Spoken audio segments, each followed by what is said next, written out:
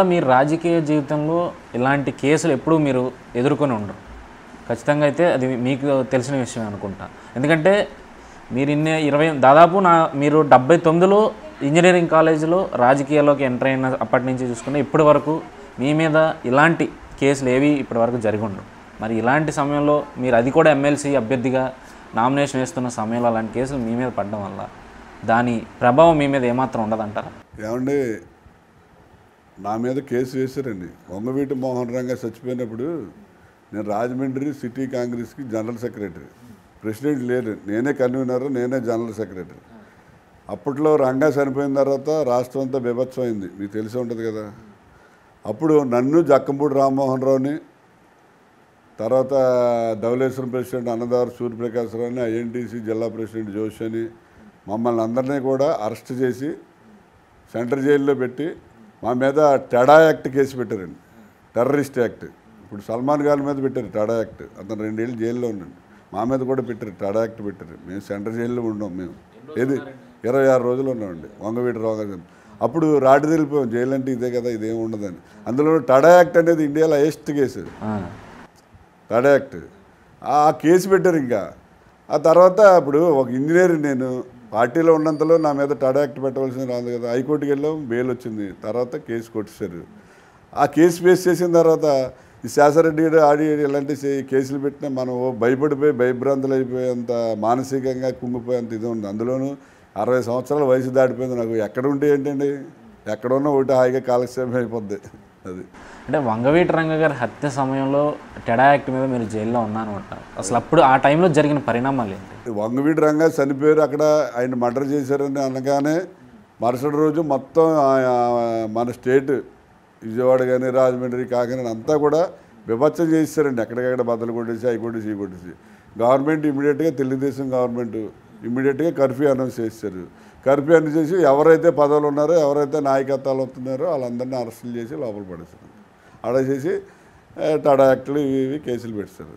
అంటే ఇప్పుడు చూసుకుంటే వారి అబ్బాయి వంగవీటి రాధా గారు, ఆయనకి మీకు మధ్య సంబంధాలు అన్నీ నేను ఇప్పుడు వదిలేశానండి. రాజకీయాలు అన్నీ కూడా ఏ రాజకీయ పార్టీలో నేను ఏ రాజకీయ పార్టీలో తిరగట్లేదు. నేను ఎవడైనా నా దగ్గరికి వచ్చిన వాడికి నేను చేయగలిగినంత వరకు సహాయం చేయటం, ఈ కాలేజీలు ఏ ఉన్నాయో వాటిని హ్యాపీగా రన్ చేయటం. ఈవేళ ఏంటంటే విద్యా వ్యవస్థలో సమూలంగానటువంటి మార్పులు తీసుకురావాలని చెప్పి నేను కోరుకుంటున్నాను.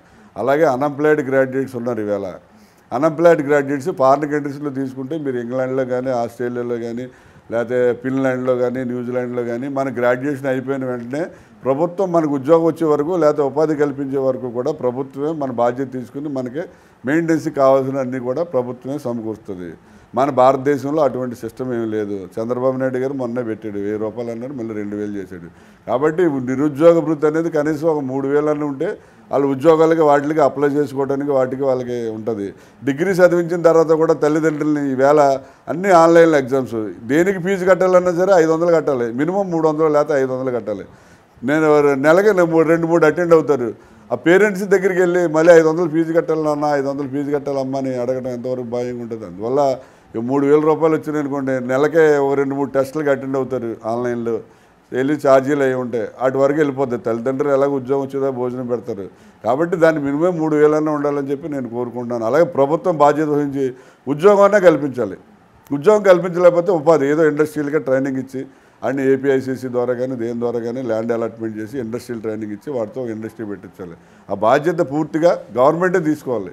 దాని గురించి ఫైట్ చేస్తున్నాను, డెఫినెట్గా అవుతుందని నాకు నమ్మకం ఉందండి. ఇవాళ ఏపీఐసీసీ ద్వారా అనేకమైనటువంటి సబ్సిడీలు ఇస్తున్నారు. వాటి ప్రజల్లోకి కానీ గ్రాడ్యుయేట్స్లో కానీ తీసుకెళ్ళి నాదులు లేడు. అంటే ఎందుకంటే పొలిటీషియన్స్ కూడా చాలామందికి అంత నాలెడ్జ్ ఉన్నవాళ్ళు లేరు. డబ్బుంటే రాజకీయ నాయకుడు ఎమ్మెల్యే అవుతున్నాడు తప్ప నాలెడ్జ్ ఉన్నవాడు అవట్లేదు.